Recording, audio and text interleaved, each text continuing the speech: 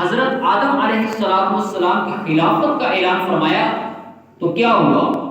سنیے، قالوا اتجعل فيها من يفسد فيها ويسفك الدماء ونحن نسبح بحمدك ونقدس لك۔ ترجمہ کنز العرفان۔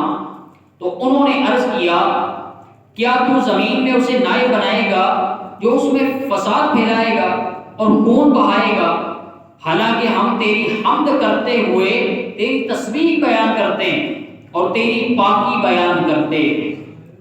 فرشتوں نے یہ ایک قیاس کیا تھا، یا پھر لوح محفوظ پر لکھا انہوں نے دیکھا اور وہ جان گئے کہ انسان زمین میں خون ریزیاں کیا کریں گے، فساد پھیلائیں گے، اس لیے انہوں نے حکمت پوچھنے کے لیے یہ بات کہی۔